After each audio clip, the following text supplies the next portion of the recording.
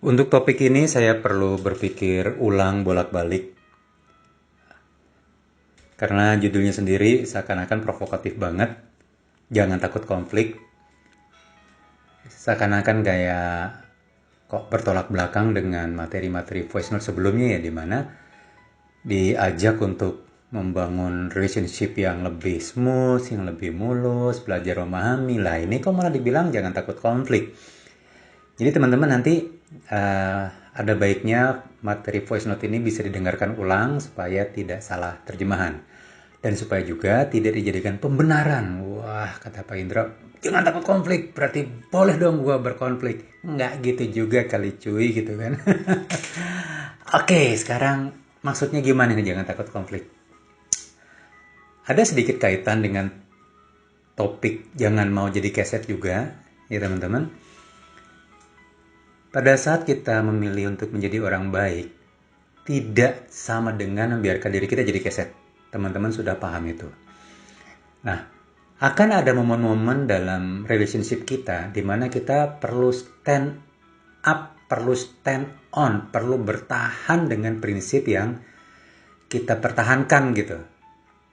Atau memang ada momen-momen kita memang harus melakukan sesuatu yang drastis untuk menyelamatkan dia. Kalaupun harus konflik, konflik lah gitu kan. Contoh, ilustrasi yang suka saya berikan adalah kalau Anda lihat dia pegang pisau, pukul tangannya pakai gagang sapu.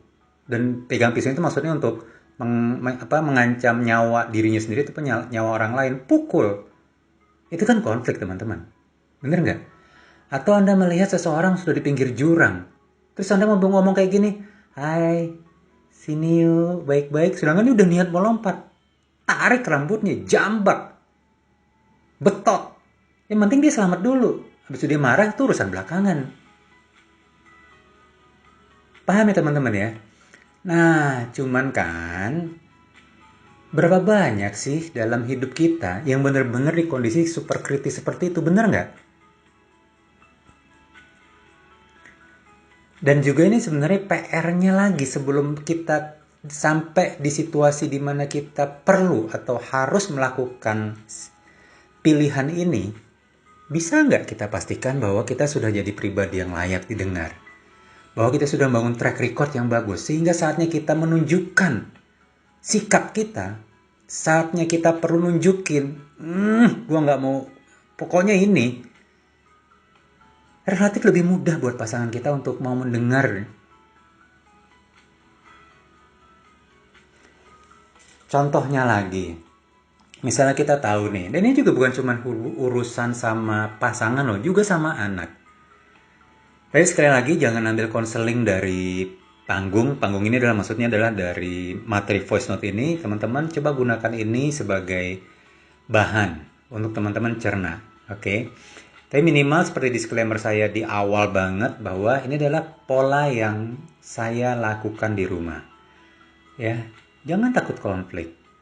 Termasuk sama anak. Kalau emang kita ngerasa kita sedang harus bertahan dengan sebuah prinsip, bertahanlah dengan prinsip itu, walaupun mungkin anak kita nanti sebel sama kita. Nah, balik lagi sebelum kita terpaksa melakukan pilihan ini, pastikan dulu kita sudah jadi pribadi yang layak didengar, kita sudah jadi pribadi yang berlian sehingga dia pun memandang kita juga dengan sebagai sosok yang berharga.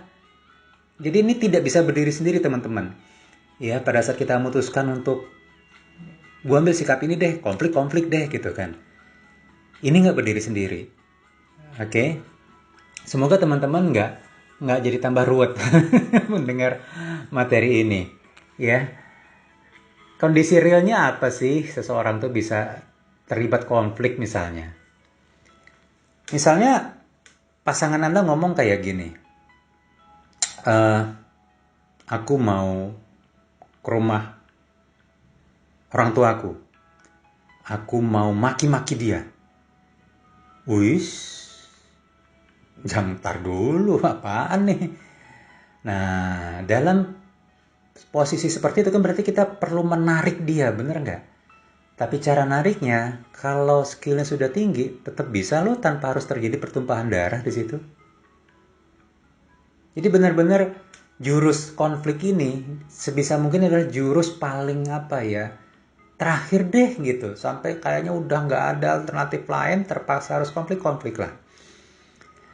Jadi pernikahan yang harmonis itu tidak sama dengan pernikahan yang tidak pernah ada friksi, teman-teman. Bukan itu. Pernikahan yang tidak pernah ada konflik bisa jadi sebenarnya hanya dua orang yang saling memendam. Oke? Ya, beberapa dari teman-teman mungkin sekarang tambah bingung. Saran saya diterima dulu, dicerna dulu. Dan nanti kalaupun ada yang masih belum paham, kita bahas di sesi tanya jawab nanti, oke?